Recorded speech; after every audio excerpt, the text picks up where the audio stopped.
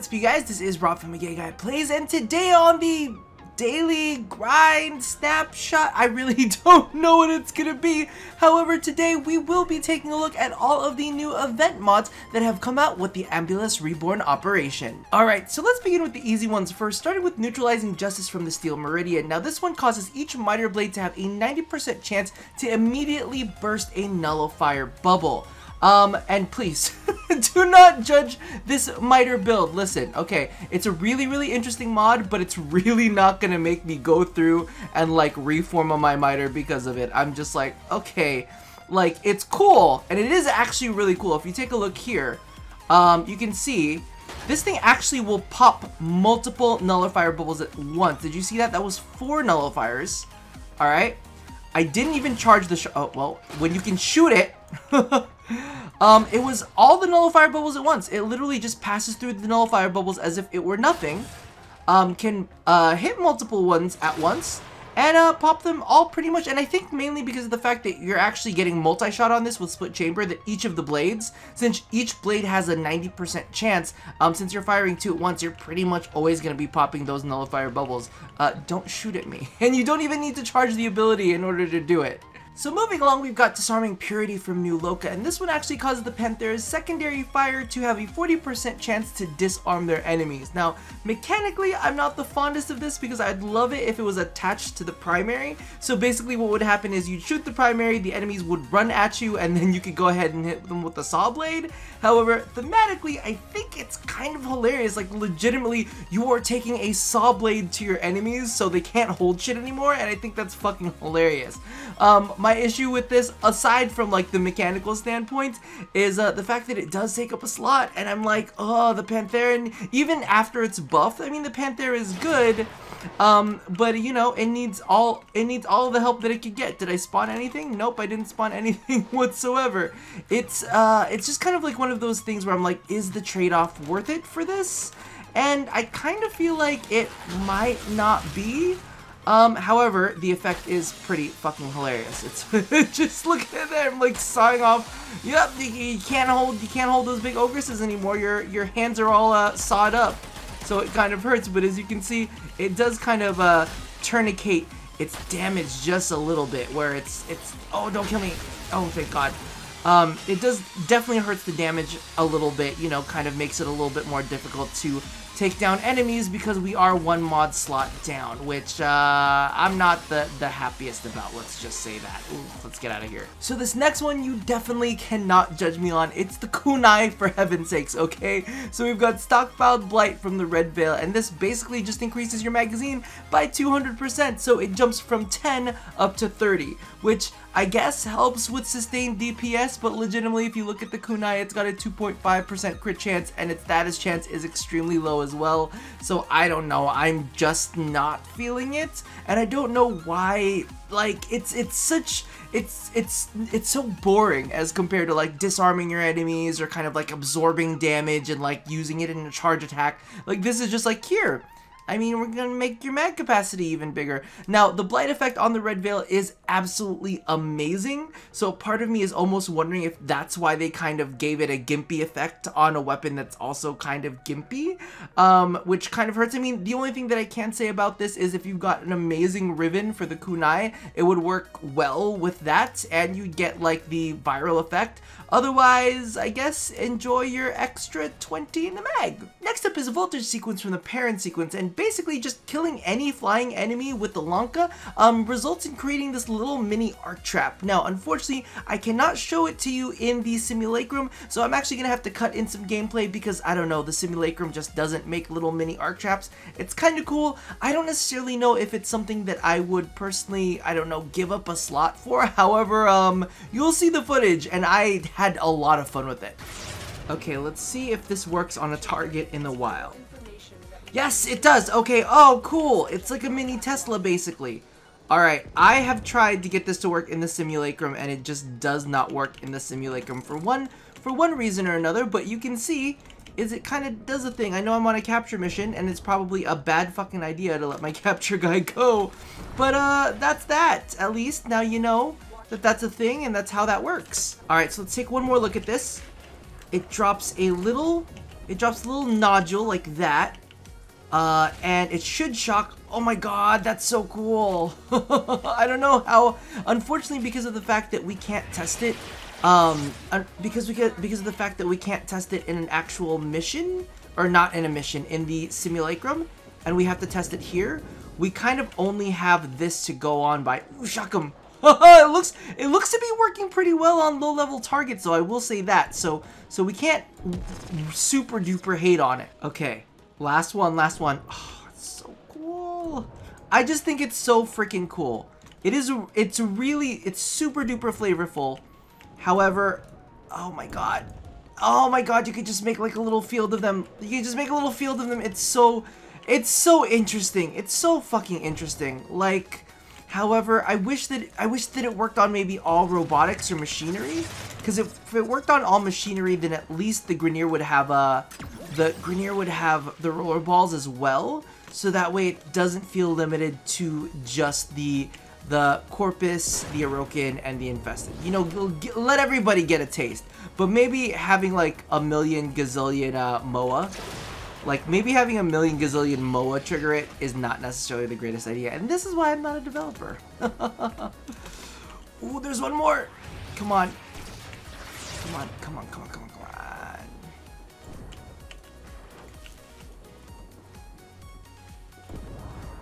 Yes! Oh, there it goes! And it attacks everything in sight. That is really, really cool. That is, I have to admit, that is really pretty fucking cool. Okay, so moving on, we've got Entropy Detonation from Cephalon Suda, and basically, any ground finishers that kill an enemy will deal 1,000 points of blast damage plus 20% of that enemy's max HP. Now, I covered this in a previous video, and I'll actually go ahead and toss a little link up there with the cards. Just click on that if you want even more information on that and the Prisma Obex. However, there is one thing that I left out that I did not actually consider in the original video, which I think that we should definitely pay attention to, because this definitely makes the Prisma Obex a little cooler than I had initially stated, and that is basically this works with stealth multipliers. Did not realize that, but now you know. Now I know. And basically, just make sure that you're pointing at your enemy and then big kabooms. You guys want to see that one more time? Let's see if I can do that consistently. Because I was like, you know what? Let's try this one. Well, actually, legitimately, I just had Loki out and I got really lazy, and I was like, well, let's not switch things out.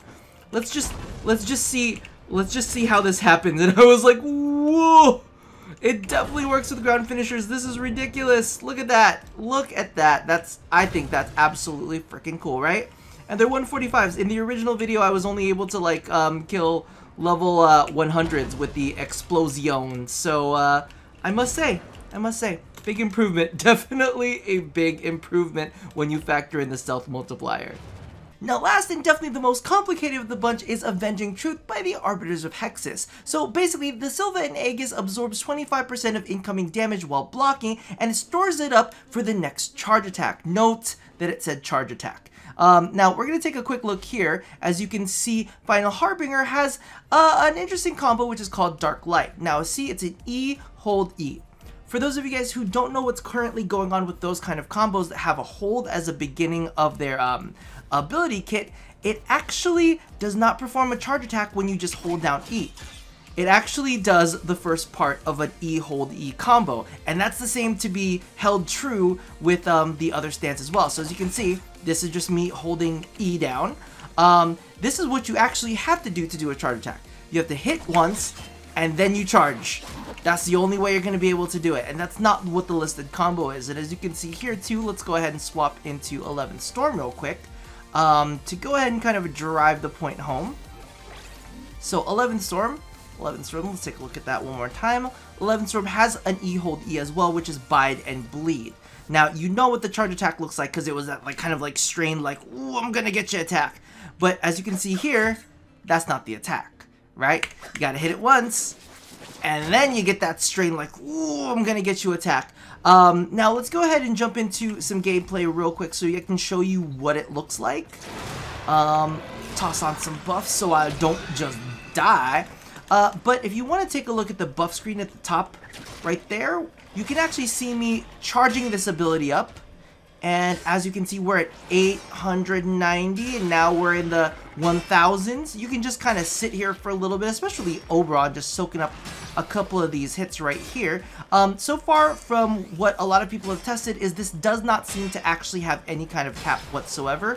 So you can absorb as much as you want. And the cool part of this is the fact that due to the fact that this is based off of a charge attack and not just any standard melee attack, you can really plot out who or what you want to use this against. Now let's go ahead and take a look again. Oh, I missed! I missed completely, and if you noticed, even though I missed, it still does not hold. Ooh, let's make sure I don't die to slash attacks. Even though I missed, I performed the charge attack, didn't hit him whatsoever, but because of the fact that I used a charge attack, it actually expended the charges, which kinda sucks butts, if I'm gonna be completely honest with you. It should only expend them when you're charging. Alright, so let's try that one more time. Well, I guess it didn't really matter. Didn't really matter because he's gone. However, what I did want to express to you real quick is the fact that this does seem to be affecting the base damage of the weapon. I did a lot of testing, as you can see. I have my post-it of testing here. It's not a post-it really, but it's notes of testing, and I kind of wanted to read you off some values because legit, I didn't want to sit here and crunch numbers all night. Like, I love you, but I don't love this augment enough, number one, to use it and to like crunch numbers on it, but I wanted to give you an example of how the numerical values worked and why I think it works off of base damage. So straight out of the gate, just no mods whatsoever. With the build that you saw earlier, it does 800 damage on a normal charge attack. So there's no mechanics, no weird things going on. It's just a normal charge attack. Now with 430 points stored, I did 2,129 points of damage. With 460 points stored, I did 2,222 points of damage. Which, with 632 points stored, I did 2,753 points of damage. And with 1,191 points stored, I did 4,481 points of damage. Now, for me, that says that this probably affects the base damage because the discrepancy in those numbers clearly looks like it's being manipulating not just, you know, just an additive batch of damage, but it looks like it's affecting it from the base upwards, if you know what I mean. So that's kind of my stance on it. Personally, me, I know a lot of people are getting really excited. Ooh, Guardian Derision along with this, and I can absorb all the... Hey, you have all the fun in the world you want with that. However, the charge attacks are a little bit wonky, and I don't know, you're gonna end up ragdolling halfway across the screen anyway, so is it really necessary? I don't know, but it does have a cool proc with it. I mean, it's got a healing proc, so I mean, that kind of works, right? Now, let's drop the Syndicate weapon augments and move on to the more generalized mods, starting with Fulmination. This one improves the blast radius of secondary launcher weapons by 24%. Honestly, I'm kind of, we're gonna do some testing live here, and we'll see exactly how this goes. Because when I remember it, and yes, I do know that I just actually, what is the word that I want to say? Just unequipped it. So we're gonna do some comparisons real quick.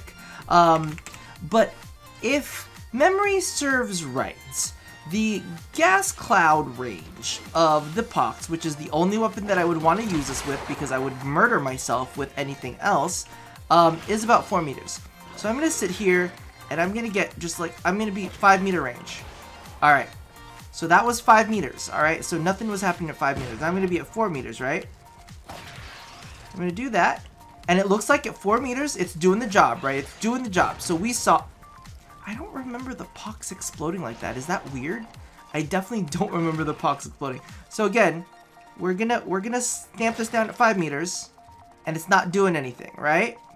Okay, so I'm gonna get up to, stop. So we're gonna get up to 4 meters. We're gonna get up to the 4 meter range, right? Let's make sure that we're not cheating at the 4 meter range. And boom, we got effects. So let's go ahead and toss Fulmination on this thing and see if it improves it by more than just 1 meter. Because legit, I think it's just a 1 meter radius that we're getting with Fulmination. and I really don't feel like an extra 1 meter is gonna be enough for a mod slot, especially when, you know, when this freaking Pox ends up needing ammo mutation, right? I'm like, if I can't keep the ammo up, I'm gonna be trading something else for it. So let's go ahead and mark him again. So now we're at, let's try this at 6 meters. Let's see if it gives us 6 meters at least. Nope. Not 6 meters. Okay, let's move into just the edge of 6 meters. Nope.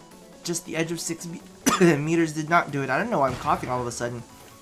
But let's get into the 5 meter range. Oh, it doesn't look like it even got into the 5 meter range. Okay, so we're gonna do 5 meters right there. Okay, definitely does not feel like it did a thing, if I'm gonna be completely honest with you. We'll be back into the 4 meter range. Yep, it's still doing what it does at the 4 meter range. Let's get right on the cusp of the 5 meter range. 3, 4, 5 meters. Okay, it's right on the edge of the 5 meter range. So basically we gave it like not even a whole meter. So Fulmination, I don't know, for me does not feel like the greatest. I'll just be blunt with you. I mean, it needs more than just 24%. 24% feels a little bit low. I don't know. Let me know what you guys think. Now, the next one that I just want to have a quick chat about is Aviator. Basically, when you are airborne, you take 40% less damage. Now, this works for everybody, but it does not work on Titania's Razor Wing. So a part of me is really super sad about that. I don't know if maybe that's a little too overpowered with the 50% accuracy reduction, like enemies can't, you're 50% harder to hit when you're in Razor Wing, and to also take 40% less damage from it might be a little bit OP.